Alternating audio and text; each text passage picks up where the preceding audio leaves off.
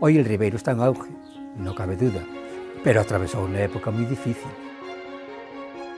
Volvemos a ser otra vez un vino conocido en España y que la gente le gusta y que eligen para tomar.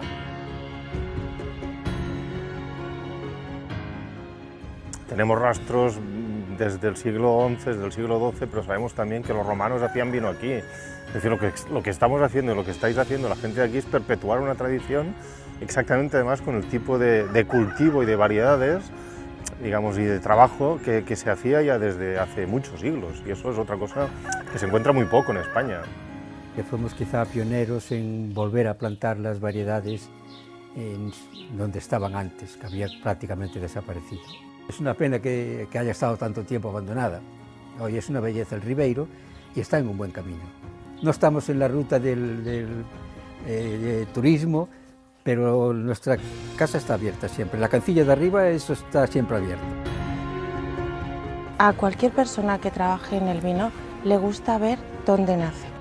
Es lo más, o sea, a lo que más aspira una persona que viaja para conocer vino es a poder pisar el terreno, poder hablar con la gente que hace el vino, sobre todo con la gente que está en el campo, que cuida las plantas y que te vayan explicando las cosas y las historias del lugar. Es esencial visitar el Ribeiro para ver el paisaje, es algo impresionante. Y después de ver el trabajo de minifundias y tal, y después los pozos.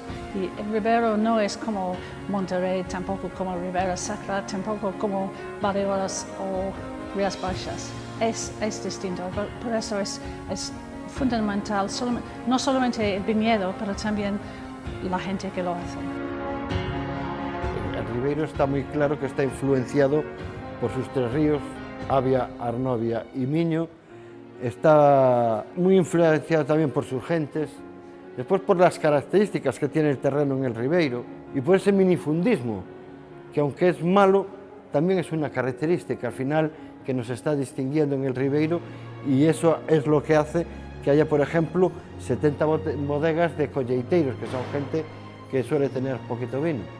Destacaría que es una tierra muy versátil en alturas, versátil en tipos de terreno y versátil en tipos de uva. Y entonces, claro, su gran característica precisamente es, entre comillas, la ausencia de característica única. Es multivarietal, es polifuncional, tiene muchos matices y mucha ductilidad en este sentido. Yo creo que lo que más llama la atención del Ribeiro es la autenticidad, el territorio y la diversidad. A nivel de vinos, esa apuesta firme por la mezcla de variedades, que es algo muy de Ribeiro. Sorprenden que los precios, después de conocer cómo es Ribeiro, sean tan económicos, ¿no? La percepción sea de económicos. ¿Cómo podéis hacer un vino tan bueno, con tanto esfuerzo, y venderlo a este precio? El Ribeiro hoy está en una buena situación para seguir haciendo, si se es honesto y se es serio. Uno no puede mandar su tierra, que es Galicia, y de hecho aquí se vende el 70% de la producción. Uno tiene que salir más allá de Galicia, porque hay empresas que necesitan salir más allá de Galicia, ¿no? Y hay otras que también necesitan salir fuera. Son tres cosas que tienen que caminar paralelos, a distinto ritmo. A calidade dos viños do Ribeiro se está vendo pues, en premios. Os esforzos que se están a facer creo que son unha recompensa dese traballo ben feito.